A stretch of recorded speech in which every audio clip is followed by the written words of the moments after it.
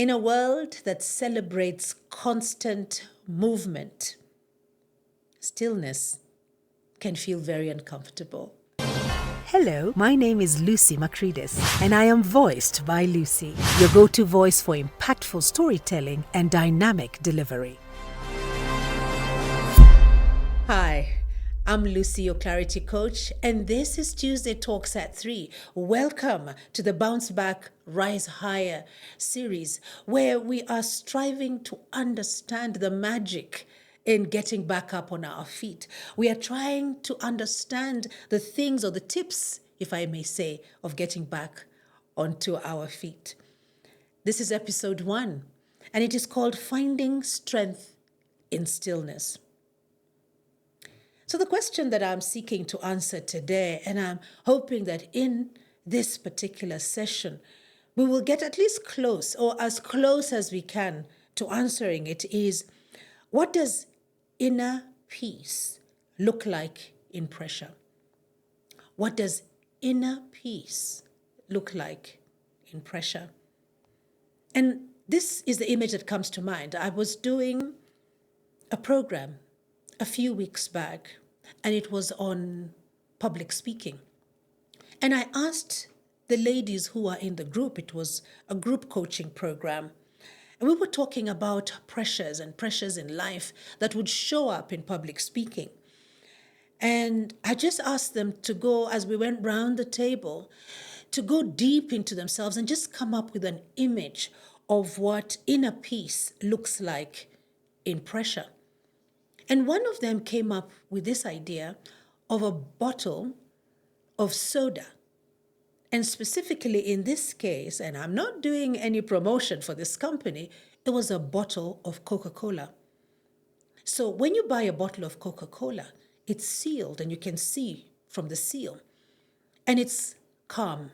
It's sitting there in all its beauty, its glory, its color, in all its marketable instance of what it's supposed to look like. And it's sitting there. And there is no pressure. So there's that inner peace of this dark liquid inside. But then if you take this bottle and you shake it, that means there's external force that is now coming to this bottle. This is external force. And we were trying to see whether the inside of this bottle will remain peaceful, whether it will remain still. And of course, the end of this story is when you open up that bottle, what do you think will happen?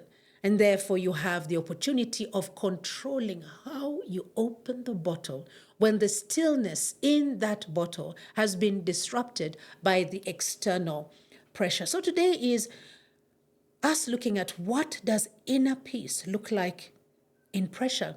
If we bring this discussion to ourselves and exactly what it is that you're going through today, I beg your pardon, I would recommend the power of quiet reflection.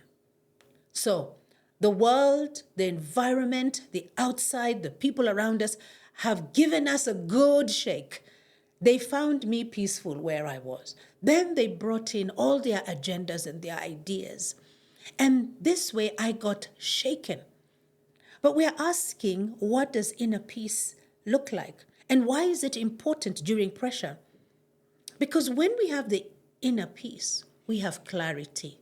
In that moment of peace, there's such clarity about the place that we are at. We can see clearly.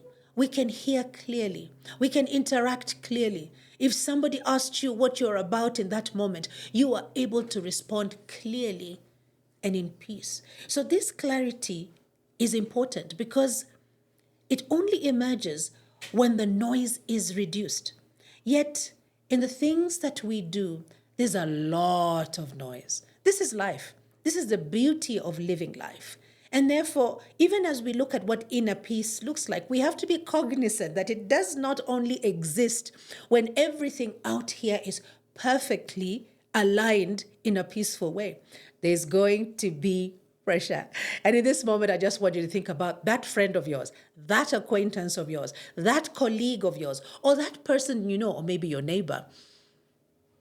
When you're in a peaceful moment and you just know that the minute you hear the knock on the door, the minute you hear your phone ring or buzzing, You just know that now the disruption has come, and yet you want to protect your peace.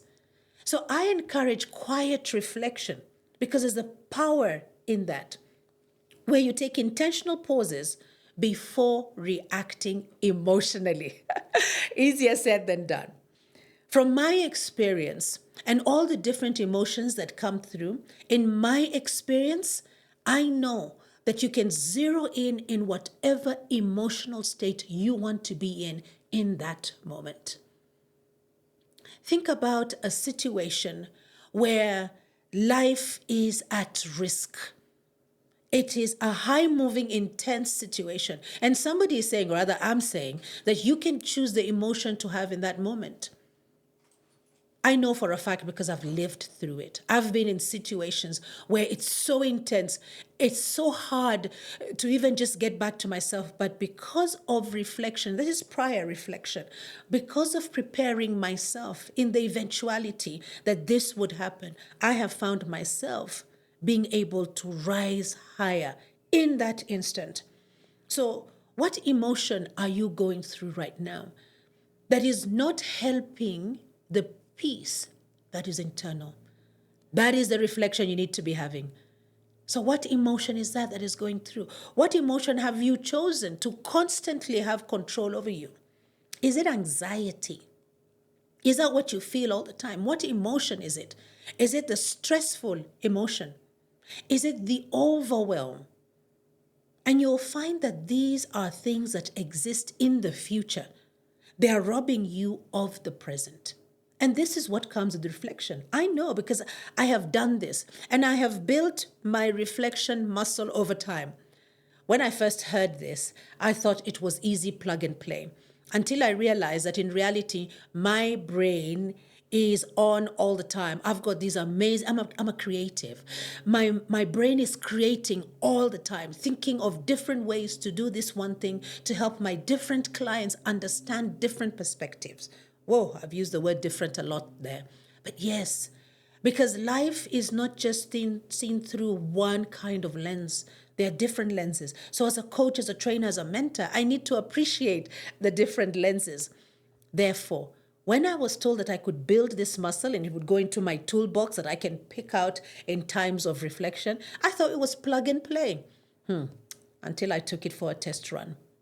So I started to build up minute by minute because I realized that big chunk that I was told about was not real for me. I couldn't do it, guys.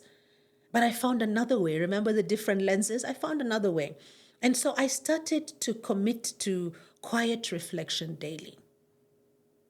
And by the time I was thinking and I thought I was getting into it, suddenly my brain came alive. Those were the challenges I had, but I pushed through. And now, every day, I have a quiet reflection moment where I sit. And what is this about? This is about finding the strength in that stillness. It's me finding that calm under pressure. I am building up my toolkit. And wherever it is now that I find myself in fact, just yesterday, I was in a situation of pressure and I chose the emotion from my toolbox, and it does work. So you may be asking then, Lucy, how does this stillness build strength? What is the reality in it? Well, it just creates space to process emotions with wisdom. Do I really need this emotion right now? Is it really helping me? I remember when my mother passed away, and the emotion at that point that was coming up, which is a natural emotion, I'm not saying I suppressed it, but I was aware of it, was to wail, was to cry, was to ask why. But that was not going to help me in that instant. Things needed to move. There was time to mourn later on. This was the time to get things moving and start on her burial arrangements. I chose an emotion from my toolbox in that instant, and I remained productive. Yes, the time came when I mourned, but choosing calm and being able to communicate this during stressful situations does not only help you to show up, it also helps everybody else in managing that situation. So the question that I was asking today was, what does inner peace look like under pressure. It is strength under control. That's what it looks like. And until episode 2, let us help build one another. Be kind to yourself.